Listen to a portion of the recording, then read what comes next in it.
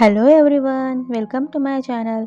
इस पार्ट के स्टार्ट में हम देखते हैं कि एलिस के घर के बाहर पानिन एलिस का वेट कर रहा होता है।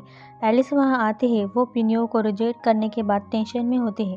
पानिन उसकी उतरी हुई शक्ल देख पूछता है उसे क्या हुआ है। तो एलिस उससे पूछती है, क्या कभी एक लड़का और एक लड़की क्या सिर्फ दोस्त नहीं हो सकते। तो पानिन उसे पूछता है कि वो किसे डेट कर रही है और वो दोनों कितने क्लोज है। तो एलिस बोलती है, हम बस क्लोज फ्रेंड्स हैं और वैसे उसके कई मेल फ्रेंड्स करीबी दोस्त हैं। तो पानिन बोलता है, शायद तुम उस फ्रेंड के कुछ ज़्यादा ही क्लोज होगी जिस वजह से उसे लगता होगा कि तुम उसे पसंद करती हो। तो एलिस बोलती है, मैंने पहले ही उसे बोल दिया है कि वो उससे प्यार नहीं करती, पसंद नहीं करती। तो पिनियो सीरियस मोड में बोलता है, अगर अभी तुम किसी को पसंद नहीं करती हो तो वो क्या उसे डेट कर सकती है।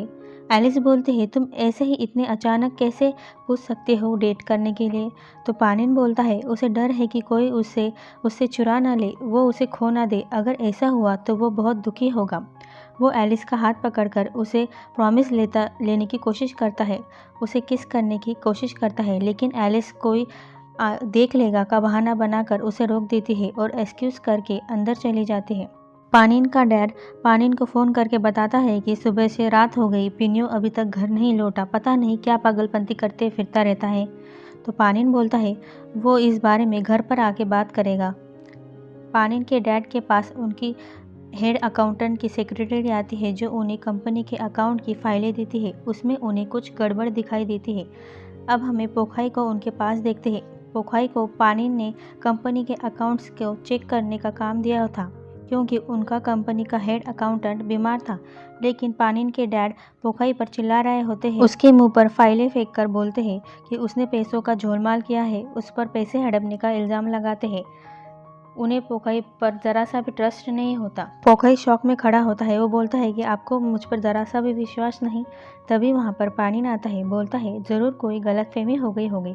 अगर पोखाई ने सच में कोई गड़बड़ की होगी तो वो उसकी जिम्मेदारी लेगा। पानिन को पोखाई पर ट्रस्ट होता है। वो भी उसे अपना भाई मानता है। तभी उन्हें हॉस्पिटल से कॉल आता है। वो बात करते हैं तो उन्हें पिनियो की खबर मिलती है। पिनियो के डैड सदमे में चले जाते हैं। अब नेक्स्ट सीन में हम हॉस्पिटल का देखते हैं जहां डॉक्टर उन दोनों को बोल रहे होते हैं उन्होंने पूरी कोशिश, लेकिन पिनियो की बॉडी कोई रिस्पॉन्ड नहीं दे रही है। अब हम कुछ नहीं कह सकते, हमें वेट करना होगा उसके उठने तक। तो पिनियो के डैड बोलते हैं, जो करना है वो कीजिए, जितना खर्चा होगा वो करने के लिए तैयार है, लेकिन पिनियो की लाइफ सेव कीजिए। वो दोनों पिनियो को देखने जाते हैं। वो रो रहे होते हैं। पानिन पिनियो को बोलता है, उठ जाओ, उसे छोड़कर मत जाओ, उसे बताए कि ऐसी उसकी हालत किसने की है। पिनियो की तबीयत अचानक से खराब होने लगती है। उसके डैड उसकी ऐसी हालत देख घबराने लगते हैं। तो डॉक्टर उन्हें बाहर ले जाने को बोल पिनियो को चेक करने लगते हैं। पानिन का डैड पानिन को बोलते हैं कि जिसने भी पिनियो की ऐसी हालत की है वो उन्हें छोड़ेंगे नहीं, वो उन्हें ज़िंदगी भर माफ़ नहीं करेंगे। अब सीन शिफ्ट होता है जहां एलिस लिन को बोल रही होती है कि क्या उसने पिनियो को एकदम से उसके मुंह पे रिजेक्ट करके कुछ गलत तो नहीं किया। पिनियो बहुत हर्ट हो गया होगा। पिनियो बहुत सेंटिमेंट लड़का है। तो लिन बोलती है, नहीं, अच्छा किया कि उसने पिनियो को कोई झूठी उम्मीद नहीं दी। वो समझदार है, कुछ टाइम बाद संभल जाएगा। एलिस लिन को हक करती है। नीराफाई विला में हम सिरी को देखते हैं जो पानी को ढूंढ रही होती है। पोखाई उसे देखता है। वो सिरी को बताता है कि पानिन हॉस्पिटल में पिनियो के पास है, उसे भी ज़्यादा कुछ पता नहीं है। वो सिरी को अपना इंट्रोडक्शन देता है कि वो पोखाई निराफाई है। उसे हाथ मिलाने के लिए आगे बढ़ाता है, लेकिन सिरी उसे भाव नहीं देती और पानिन से बाद में मिलने का बोल इतराते हुए वहाँ से चली जाती है। पोखाई पीछे से इविल सी स्माइल देता है। पोखाई बाद में कुछ न कुछ इसके साथ ज़रूर प्लान करने वाला है।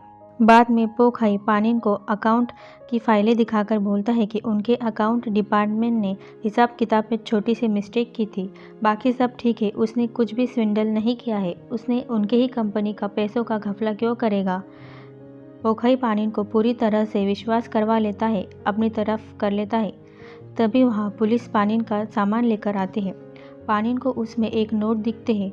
वो उसके डैड को नहीं दिखाता क्योंकि उस पर एलिसरा का नाम होता है। वो साइड में जाकर पढ़ता है जिसमें पिनियो ने लिखा होता है, एलिसरा, इन 4 सालों में उनका रिलेशन उसके लिए कुछ भी मायने नहीं रखता। वो बहुत दुखी है। वो उसके अलावा किसी और को कभी पसंद नहीं कर सकता, वो ये जानती है। वो दिन रात हर सांस में उसके बारे में ही सोचता है। वो उसकी दुनिया है, लेकिन उसने उसे उसके प्यार में पागल बनाकर ऐसे ही कोल्ड हार्टेडली पत्थर दिल से उसे छोड़ दिया। लेकिन उसका शुक्रिया कि उसने उसे प्यार में बेवकूफ़ बनने का दुख दिया। चाहे वो मरे या जिए, हर जन्म में वो बस एक ही लड़की से प्यार करेगा, जिसका नाम अलीसरा है। अलीसरा का नाम पढ़ के पानिन शॉक होता है। उसे पानिन की सारी बातें याद आती है कि कैसे वो रोया करता था एलिस के लिए। उसे एलिस भी याद आती है कि वो वही लड़की है जिससे वो प्यार करता है। वो जल्दी जल्दी में गुस्से से नफ़रत भरी निगाहों से एलिस के पास जाने लगता है। एलिस के पास नॉन आता है उससे बात करने। पानिन भी उसके घर पहुंच जाता है। वो एलिस और नॉन को हंसते, मुस्कुराते, गले लगते, बातें करते देखता है। उसे और भी ज़्यादा एलिस पर गुस्सा आने लगता है, नफ़रत होने लगती है। वो सोचता है कि एलिस हर लड़के के साथ फ्लर्ट करती है, उन्हें प्यार में पागल बनाती है। बाद में मौसम ख़राब होता है तो एलिस दरवाज़ा खिड़कियाँ बंद कर रही होती है। वो उसके सामने बारिश में खड़ा भीगता हुआ पानिन को देखती है। वो जल्दी से छाता लेकर उसके पास जाती है, पानिन को अंदर बुलाती है। पानिन बोलता है वो उसे बहुत मिस कर रहा था। पानिन घर में एलिस और पिनियो की कॉलेज के पिक्स देखता है। पानिन भीग गया होता है तो एलिस उसे टॉवेल और बदलने के लिए शर्ट देती है। वहाँ एक कपल पेंटिंग एलिस ने क्लाइंट के लिए बनाई होती है। पानिन वो पेंटिंग देखता है। एलिस को बोलता है कि वो उसके लिए स्पेशल है। वो उससे पहले ही दिन से प्यार करने लगा था। एलिस शर्मा कर आगे जाने लगती है तो पानिन उसे रोक लेता है। वो उसे बेड पर लेटाकर फिर से आई लव यू बोलता है। एलिस भी उसे प्यार करती है तो वो उसे उसके करीब आने देती है। पानिन ये जो कुछ भी उसके साथ करता है सब उसकी नफ़रत बदले की आग में एलिस को हर्ट करने के लिए कर रहा है। एलिस अभी तो हर्ट होगी बाद में, लेकिन ड्रामा के एंडिंग तक पानिन ही हर्ट होने वाला है।